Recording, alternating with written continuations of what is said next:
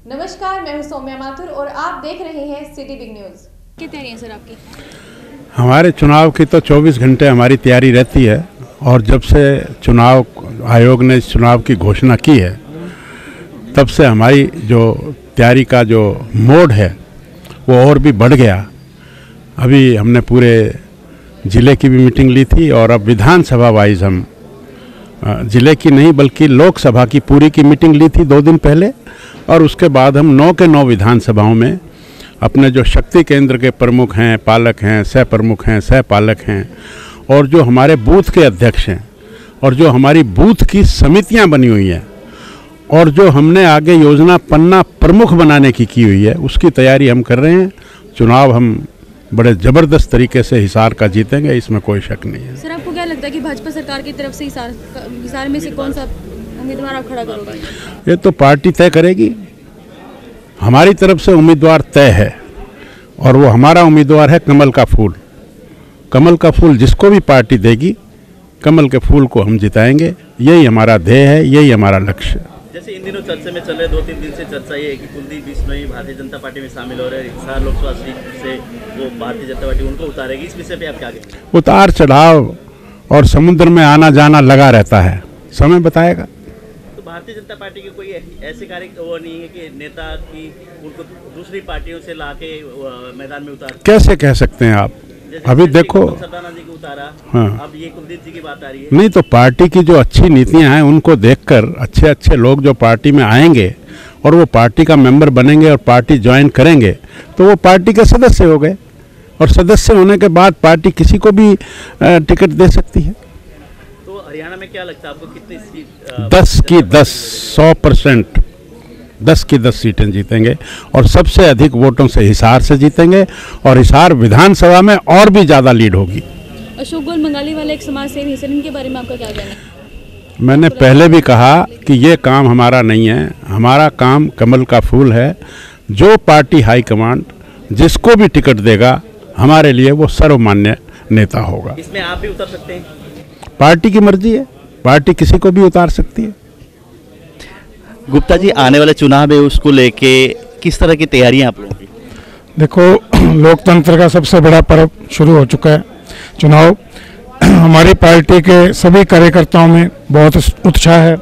आप सभी देख रहे हो कि मोदी जी पूरे देश में चुनाव प्रचार को लेकर पूरे सक्रिय हैं और हम लोग भी उन्हीं के नेतृत्व में, चाहे कोई बड़ा कार्यकर्ता है चाहे कोई छोटा कार्यकर्ता है, सभी लोग जी जान से लगे हुए हैं और हमारा लक्ष्य है फिर एक बार मोदी सरकार। इसी को लेकर हम चल रहे हैं और इसी को लेकर चलेंगे और इसके पूर्ण लक्ष्य को हासिल करेंगे। हिसार से कौन से कैंडिडेट आने वाले हैं भारतीय जनता पार्टी के? कैंडिडेटों का यहाँ तक सवाल है, कैंडिडेटों का अभी कोई नहीं है, लिस्ट में काफ़ी नाम है लेकिन हमारा कौन कौन है? नहीं, ऐसा कोई नहीं यहाँ डिस्क्लोज किया जा सकता। लेकिन ये हम लोग मानते हैं, कार्यकर्ता एक ही बात को लेकर चलते हैं कि हमारा कैंडिडेट उम्मीदवार है जो कमल का निशान है। हमने उसी को मान के चलना है, चाहे पार्टी किसी को भी टिकट देती है। हमने आज से ही काम शुरू कर दिया। आज से क्या, जब घोषणा हुई रविवार को 5 बजे, तभी से हमने कमल का फूल जिताने के लिए अपनी कमर कस ली है और सभी कार्यकर्ता दिन रात जी जान से इसमें जुटे हुए हैं। जैसे अशोक गोयल मंगाली वाले जो अभी शीघ्र ही शामिल हुए, उनका भी नाम है, तो क्या कहते हैं आप, क्या कितने नंबर में वो? नहीं, नंबर तो मैं देने वाला कुछ नहीं, मैं तो बहुत छोटे लेवल का कार्यकर्ता हूँ। लेकिन अशोक जी भी हैं, किसी पार्टी हमारी बिल्कुल नहीं लगी उनको, ये हमारा वादा। Thank you. पोपली जी, आप भी बड़े राजनीति में सक्रिय हो कई साल से। भारतीय जनता पार्टी अब गौतम जी के साथ ही आपने ज्वाइन किया, आपको पद भी दिया गया है इसमें चुनाव समिति में। तो किस तरह का आपका भारतीय जनता पार्टी में जुड़ने के बाद कैसा अनुभव है आपका? पार्टी के साथ मेरा पुराना नाता है, कोई मेरा नया जुड़ाव नहीं है। और रही बात पार्टी की कार्यशैली, पार्टी का सिस्टम, ये हमेशा ही कार्यकर्ता बेस रहा है। कार्यकर्ता जैसा यहाँ काम करता है, जैसे उसका सिस्टम रहता है, तो उस हिसाब से उसे जो पद की बजाय ये कहा जाए कि कार्यभार दिया जाता है। तो जिसकी जैसी भी कार्य क्षमता रहती है, जैसा भी वो समय दे पाता है, उस हिसाब से उसको कार्यभार मिलता ही है पार्टी से। जैसे गौतम जी क्या बड़े नज़दीकी हैं, उनका आपने दोनों बार चुनाव भी संभाला है। अब जिक्र ये चल रहा है, फेसबुक में चर्चा ये भी आ रहे हैं, गौतम जी भी इसे लोकसभा में चुनाव में उतारा जा सकता है पार्टी की तरफ से। क्या कहेंगे इस विषय पे? पार्टी में जो कार्यकर्ता होता है वो समर्पित भाव से होता है, वो अपने किसी निजी स्वार्थ के लिए या निजी किसी महत्वाकांक्षा के रहते नहीं आता। आज भी जो कार्यकर्ता आप देख रहे हो, अभी 2 बजे मीटिंग शुरू होनी है, उससे पहले ही कार्यकर्ताओं का जमावड़ा मैं अपने सामने देख रहा हूँ, आप भी देख रहे हो। तो कार्यकर्ताओं में जो उत्साह है वो पार्टी को समर्पित है, किसी व्यक्ति विशेष को समर्पित नहीं है कि किसी व्यक्ति के लिए या कोई व्यक्ति अपनी महत्वाकांक्षा लेके आए हैं। तो इसमें ऐसा कुछ भी नहीं है। अब जो भी काम करेंगे सिर्फ कमल के फूल के लिए काम है, जो भी कार्यकर्ता है सिर्फ कमल के फूल को ही टारगेट रख के चल रहा है। क्या आपको ये लगता है कि जैसे भारतीय जनता पार्टी में और ऐसे कैंडिडेट नहीं हैं, जैसे अब दोबारा सोचा जा रहा है गौतम जी पहले यहाँ से मेयर हैं, अगर उनको लोकसभा में उतारा जाए तो जनता के साथ धोखा नहीं होगा? ये सर ऐसा है, ऐसा कुछ भी सोचा जा रहा है, नहीं सोचा जा रहा है, ये सारा सिस्टम हमारे सिलेबस से बाहर है। हमें जो चुनाव प्रबंधन का कार्य जिसका शासनिक मुझे बनाया गया है, तो हमने तो सारा प्रबंध करना है। अब आलाकमान जिनका ये विषय है वो सोचेंगे किसको बनाना है किसको नहीं बनाना, क्या होगा क्या नहीं होगा, उस विषय पे तो मेरे अपने आप को तो एंटाइटल समझता ही नहीं कि मैं उस विषय पे कोई भी बात कर सकूं। जैसे भारतीय जनता पार्टी का ये रहता है कि ज़्यादातर जो नए लोग शामिल होते हैं उनको चुनाव मैदान में उतारा जाता है। अभी अशोक गोल बंगाली वाले जब भी शामिल हुए थे, क्या ये लगता है आपको कि वो उनको उतारा जा सकता है? नहीं, जिनको पार्टी की जो कार्यशैली है, पार्टी का जो सिस्टम है वो समझ में आता है, वो सिस्टम आता है तो उनको वो पार्टी में ज्वाइन करते हैं और फिर पार्टी का ये निर्णय होता है कि किसको क्या हमने कार्यभार देना है। पद या कोई ऐसी वो यहाँ सिस्टम नहीं है, कार्यभार है, एक सेवा की भावना है। अगर अब मान लो अशोक बंगाली वाला जी आए हैं या कोई और भी लोग भी जो भी जुड़े हैं तो उनका जैसा भी होगा उनको वैसा कार्यभार दिया जाएगा। लेकिन हम जैसे लोगों पे सिर्फ जो कार्य दिया गया है, हमें तो सिर्फ मछली की आंख की तरह चुनाव प्रबंधन और वही दिखाई दे रहा है। जो कैंडिडेट वो सिर्फ नाम ही होगा कैंडिडेट का, कैंडिडेट हमारा डिक्लेयर होता है कमल का फूल। हिसार भारतीय जनता पार्टी के जिला के प्रेस प्रवक्ता एक तरह से, उनसे जानते हैं कि चुनाव को लेके किस तरह का यहाँ पे तैयारियां कर रहे हैं और क्या आपको लग रहा है कि ये चुनाव किस तरह का होगा?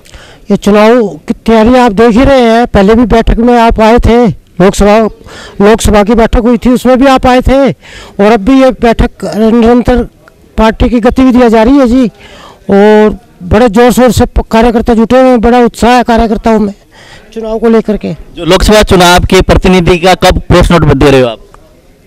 ऐसा जी वो तो पार्टी निर्णय करेगी जी, कभी जो है ना घोषणा करती है। उम्मीद तो यही की जा सकता है कि बहुत शीघ्र जो है घोषणा हो जाएगी। क्या लगता है कितने लाइन में, कितने कैंडिडेट लाइन में? लाइन में तो बहुत सारे हैं जी, बाकी फैसला तो एक पर ही होना है। तो किस तरह का कैंडिडेट उतारेगी भारतीय जनता पार्टी हिसार से? पार्टी जो है निष्ठावान कार्यकर्ता वो उतारेगी जी, जो पार्टी में काम कर रहा है और जिसकी जीतने की जिताऊ कैंडिडेट का भी पार्टी देखेगी भाई जीतने की स्थिति में या नहीं है। जैसे कि कुछ चर्चाएं चल रही थी, सावित्री जिंदल का था कि भारतीय जनता पार्टी में शामिल हुआ, आज ही हमने बात की उनसे, उन्होंने कि मेरी कोई विचार नहीं भारतीय जनता पार्टी में जाना है। वहीं कुलदीप बिश्नोई के चर्चा बड़े चल रहे हैं, तो क्या लगता है आपके कुलदीप बिश्नोई आ सकते हैं? ऐसे जी हमारे निचले स्तर के कार्यकर्ता को तो इस बारे में कोई भी जानकारी नहीं है। ऊपरी लेवल पर क्या पक रहा है, क्या हो रहा है, वो उसके बारे में हम नहीं कह सकते जी। कितनी देर में जानकारी मिलती है आपको? हमें तो ऐसे है ना जी, ऊपर की जानकारी कोई वैसे भी मिल करके आए शिष्टाचार के कारण से, वो भी मीडिया उछाल देती है कि भाई जो है ना ये चुनावी रणनीति के तहत जो है ना ये मिल करके आए हैं। अब क्या पता लगता है जी हमें इस बार। भारतीय जनता पार्टी की तरफ से आप लोगों को हिदायत होती है कि कोई भी ऐसी बात ना करें या ऐसा खुलासा ना करें जब तक ऑफिशियली घोषणा ना हो? नहीं, वास्तव में हमें मालूम भी नहीं होता जी, जो हमारे को तो ऊपर वाले पदाधिकारी बताते हैं उतना ही पता होता है जी। हरीश चौधरी भारतीय जनता पार्टी के युवा नेता हैं। हरीश जी, जैसे चुनाव को लेके कैसे देखते हैं आप चुनाव?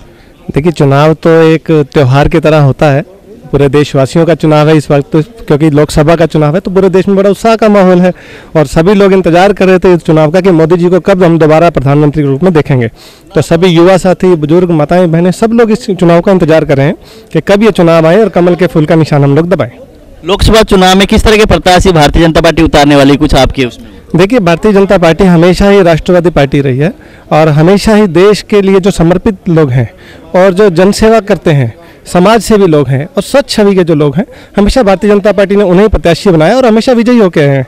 इस बार भी एक तरफा चुनाव होने वाला है, मोदी जी प्रधानमंत्री के रूप में निखर के आएंगे। क्या लगता है आपको, जो अशोक गोल बंगाली वाले शीघ्र ही शामिल हुए आपके पार्टी में, वो उनको लगता है कि भारतीय जनता पार्टी यहाँ से उतारेगी?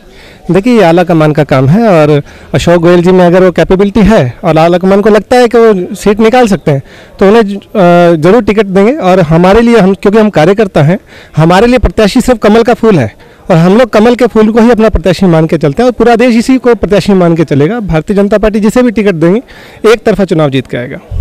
हाँ जी, अभी हमारे साथ है बलवान आर्या। वैसे तो बलवान आर्या को लगभग लोग जानते हैं कि उन्होंने पिछले बरवाला हल्के से चुनाव भी लड़े और कई पार्टियां बदल चुके हैं, फिर ये भारतीय जनता पार्टी में आया। पार्टी बदलने का किस तरह का वो रहता है आपका अनुभव? रमेश भाई, कई पार्टी नहीं बदल चुके। मेरी सिर्फ बसपा में मैं प्रदेश उपाध्यक्ष था और 2014 में मैंने बीजेपी ज्वाइन की थी। इसके अलावा मैंने और कोई दूसरी पार्टी ज्वाइन नहीं की कभी। जहाँ तक राजनीति का सवाल है तो मैं 95 से, जब मैं गवर्नमेंट कॉलेज में प्रेसिडेंट था, तब से ही मेरा राजनीतिक जो जीवन है वो एबीवीपी में के माध्यम से मैं बीजेपी में ज्वाइन किया था और वो एबीवीपी के माध्यम से कॉलेज में 2 बार मैं प्रेसिडेंट रहा और उसके बाद ये जो आप बता रहे हैं, मैं बसपा प्रदेश उपाध्यक्ष भी रहा और मैंने बरवाड़ा से और हिसार से चुनाव भी लड़ा और हिसार से एमपी का भी इंडिपेंडेंट चुनाव लड़ा। अब 2014 में जब मैंने बीजेपी ज्वाइन की तो आज इन्होंने यहाँ पर पार्टी के प्रदेश अध्यक्ष सुभाष बराड़ा जी और हमारे संगठन मंत्री सुरेश भट्ट जी और डॉक्टर कमल गुप्ता जी के विचार विमर्श से हमारे बहुत ही यशस्वी और ओजस्वी जिला अध्यक्ष सुरेंद्र पुनिया जी ने कल हमारे इस बैठक में 2 दिन पहले ही मुझे जो नया दायित्व जिला उपाध्यक्ष के तौर पे मुझे दायित्व मिला है। मैं आपके चैनल के माध्यम से सबसे पहले तो ये विश्वास दिलाता हूँ कि मैं पूरी निष्ठा से और पूरी ईमानदारी से मैं अपने इस दायित्व को जो मुझे दिया गया है इसका मैं निर्वहन करूँगा। आगे साथ हैं कृष्ण नारायण जो हनुमान नारायण के छोटे भाई हैं। हनुमान नारायण तो भारतीय जनता पार्टी छोड़ के कांग्रेस में शामिल हो गए और ये अभी भारतीय जनता पार्टी में शामिल हो। कृष्ण जी, किस तरह का आपका, जैसे आप शीघ्र ही शामिल हो भारतीय जनता पार्टी में, कैसे अनुभव के साथ आए? ये साफ सुथरी पार्टी है इसलिए ज्वाइन करी है और बाकी तो मेहनत करेंगे, पार्टी के लिए मेहनत करेंगे और पार्टी आगे भविष्य भी है पार्टी में। और फिर रही बात, कब कोई नेता नहीं है यहाँ, ये सारे एक समान है इसलिए ज्वाइन करी है। कोई किसी का पद बड़ा नहीं है, किसी का उन्हें एक समानता समझते हैं, वर्कर को भी पब्लिक को भी, सबको, इसलिए ज्वाइन करी है। तो आने वाले चुनाव है, लोकसभा चुनाव है, आपको क्या लगता है हिसार से कौन सा कैंडिडेट भारतीय जनता पार्टी उतारेगी?